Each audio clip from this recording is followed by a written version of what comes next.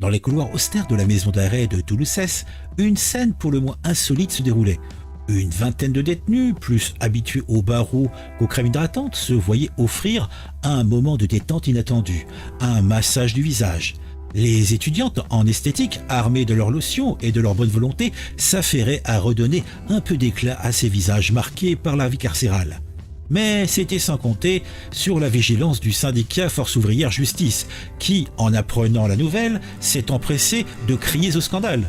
Des soins du visage pour les détenus, et pourquoi pas un spa tant qu'on y est, pouvait-on entendre dans les rangs des surveillants indignés.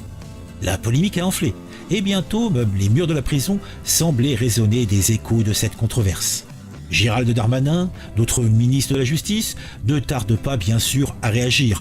Avec la fermeté d'un général en campagne, il annonça la fin des activités ludiques en prison. Il est hors de question d'avoir des activités ludiques qui choquent tous nos concitoyens, martèle-t-il, mettant ainsi un terme aux massages et autres ateliers de danse country.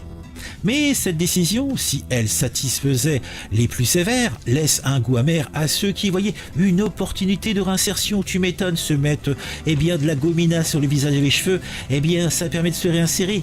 D'ailleurs, on a Dominique Simoneau, contrôleur général des lieux de privation de liberté, qui rappelle que ces activités, bien que ludiques, permettent aux détenus de se reconnecter avec une certaine normalité. Je pensais que les téléphones, la télé, les consoles de jeux, etc., ça leur permettait de rester dans une certaine normalité. Le vrai scandale, déclare-t-elle, c'est la surpopulation carcérale, pointant du doigt les conditions de détention indignes. Oh oui, c'est indigne. Et si l'on se mettait un instant à la place de ces détenus, pour eux, ces moments de détente étaient peut-être une bouffée d'air frais dans un quotidien morose, une manière de se rappeler qu'ils étaient encore des êtres humains capables de prendre soin d'eux et peut-être de prendre soin des autres. Mais voilà, la réalité carcérale a repris ses droits. Et avec elle, la dureté d'un système qui peine à concilier punition et réinsertion. Je vais lâcher une larme, c'est trop beau. En fin de compte, cette affaire nous rappelle que les prisons, sont des microcosmes de notre société, avec ses contradictions et ses débats.